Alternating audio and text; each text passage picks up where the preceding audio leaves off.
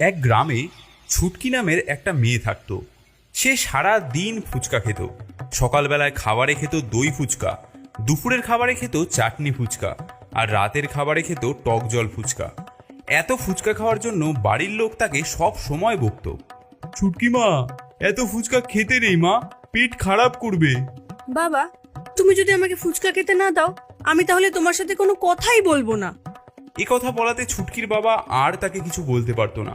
বাড়ির একমাত্র মেয়ে হওয়ায় বাড়ির লোক তাকে সহ্য করত। একদিন ফুচকার দোকানে ছুটকি ফুচকা খাচ্ছে, এমন সময়। আরে কাকা, 10 টাকায় মাত্র 20খানা ফুচকা দিচ্ছ, আর একটা ফুচকা দাও। আমি তো তোমার রেগুলার কাস্টমার গো। তুমি রোজ আসো বলে 10 টাকায় 20টা করে তোমাকে ফুচকা দিই, এতে কি আর লাভ থাকে? আর কত দেবো বলো তো? তোমার খুব গরম না? তাহলে এবার থেকে ওপাড়া শিবু কাকার কাছে ফুচকা খাবো। তুমি আর একটা দেবে কিনা বলো? আচ্ছা আচ্ছা, দিচ্ছি দিচ্ছি। একটা ফুচকার জন্য এত রাগারাগি করে না মা, অনেক ফুচকা খেয়েছিস, এবার বাড়ি যা, না হলে তোর পেট খারাপ করবে যে। পেট খারাপ না ছাই, ওসব আমার কিচ্ছু হবে না। উড়ি বাবা, উড়ি বাবা, আমার পেটে কি যেন একটা হচ্ছে, পেটে খুব ব্যথা করছে। বাবা গো, পেটে কেন কি ব্যথা করছে? ও মা গো, কি যেন একটা হচ্ছে পেটের ভেতর। উড়ি বাবা। ছুটকি, তোর কি হলো? তোকে আমি কতবার বলেছি এত ফুচকা খাস না। এই ধরো ধরো ছুটকিকে বাড়ি নিয়ে চলো। পেটটা কি ব্যথা করছে। ছুটকি মা, ডাক্তারবাবু এই ওষুধগুলো দিয়ে গেছেন, এই ওষুধগুলো খেয়ে নাও মা। না না, ওষুধ আমি কিচ্ছু খাবো না। আমার না এখন খুব খিদে পেয়েছে। আমাকে এখন একটা দই ফুচকা এনে দাও তো, সকালের ব্রেকফাস্টটা করেই ফেলি। আর পারছি না, পিঠে খুব ব্যথা। অতিরিক্ত ফুচকা খাওয়ার কারণে ছুটকি সেদিনই মারা গেল, এবং মৃত্যুর পর সে একটা ফুচকা খেয়েও ডাইনিতে পরিবর্তিত হলো।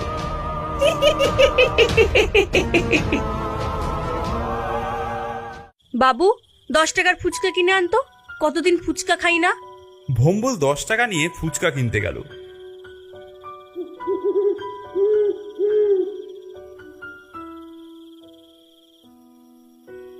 হরিপদ ফুচকাওয়ালার দোকান থেকে 10 টাকার ফুচকা কিনে নিয়ে সে বাড়িতে ফিরছে, তখন চারিদিক অন্ধকার হয়ে এসেছে।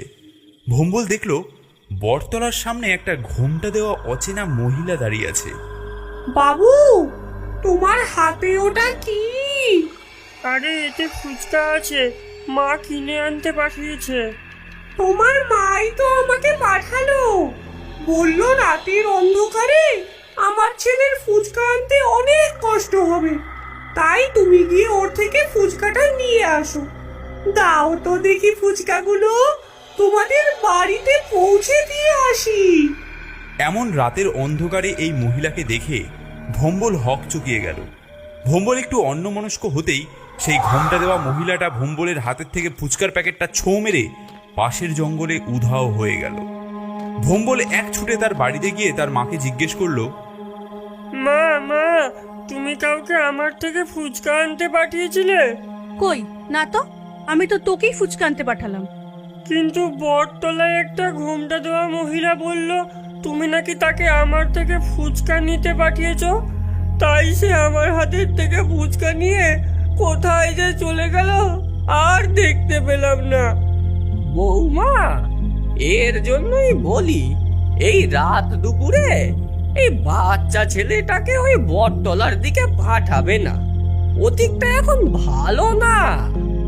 ওই পাঁচুর মেয়েটা ফুচকা খেয়ে যে মরলো, তার আত্মা নাকি এখন গ্রামে খুব উৎপাত শুরু করেছে। পরের দিন সন্ধেবেলায় ভম্বল ওর বন্ধুদের সাথে ফুচকা খাচ্ছে, এমন সময়। ফুচকাগুলো কিন্তু খুব সুন্দর হয়েছে। হ্যাঁ হ্যাঁ রে, হেভি হয়েছে।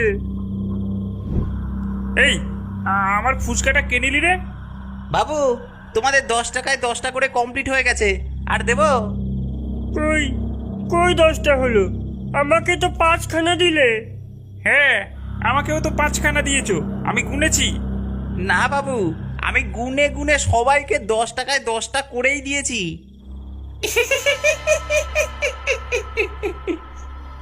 আজকে এই ছোকরাগুলোকে ভালোই চালালাম।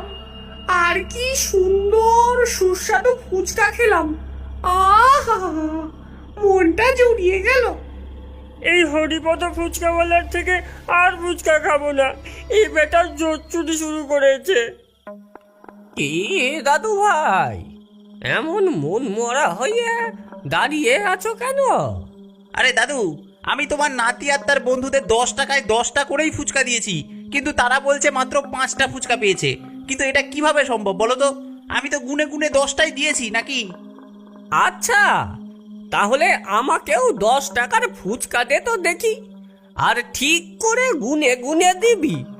হ্যাঁ, এই নাও নাও। আমি জানতাম এই কদিন ধরে ফুচকা খেকো ডাইনি খুব উৎপাত শুরু করেছে গ্রামে, তাই আজ আমি আমার এই জাদুর শিশি নিয়ে বেরিয়েছি। এতে আজকে তোকে ভরে সারা জীবনের মতো বন্দি করে রাখবো।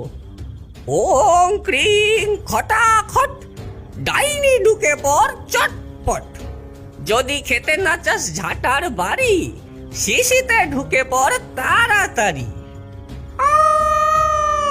আমাকে বন্দি করিস না, আমাকে ফুচকা খেতে দে, আমাকে বন্দি করিস না। আমি কথা দিচ্ছি আর এই গ্রামে থাকবো না, আমাকে ছেড়ে দে। সত্যি বলছিস?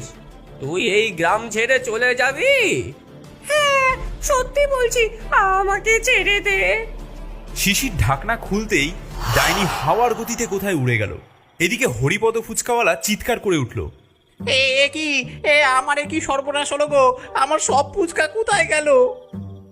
ওরে বাবা, এই ডাইনি তো খুব চালাক বের হলো।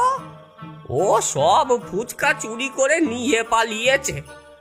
আচ্ছা দাঁড়া, দেখাচ্ছি মজা। শুধু ফুচকাই চুরি করেনি, চাটনির বাটিটাও নিয়ে গেছে হতচ্ছাড়িনি। এতক্ষণে দেখো কোনো মগ ডালে বসে চাটনিতে ফুচকা মাখিয়ে মাখিয়ে খাচ্ছে।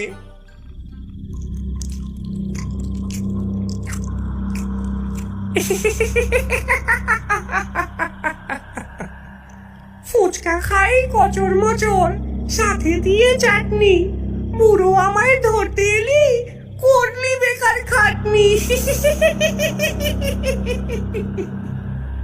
না, ডাইনিকে শিশিতে বন্দি করা যাবে না, ওকে ওর ভাষাতেই জব্দ করতে হবে। দাদু, আমারে বাঁচান ওই ডাইনির থেকে। ডাইনির জন্য আমার ব্যবসা লাটে উঠে গেছে। ওকে ধ্বংস করার জন্য একটা মন্ত্রপুত ফুচকা বানাতে হবে। তোরা সবাই যজ্ঞের ব্যবস্থা কর। ওং ক্রিং খট মট পট, ফুচকা তুই হ প্রকট। এই দিলাম আলু মাখা, এই দিলাম চাটনি। ফুচকা বানাতে হলো যে আমার খাটনি। এরপরে দেব দই, ডাইনি খেয়ে যাবি কই। দিলাম আমার স্পেশাল মশলা, দিলাম পাথর কুচি। এই ফুচকায় কামড় দিলে লোভ যাবে তোর ঘুচি। আহা, এত বড় ফুচকা দেখে জিভে আসছে জল। এই ফুচকা এখন খাবো আমি, বুড়ো চলবে না তোর কোনো ছল।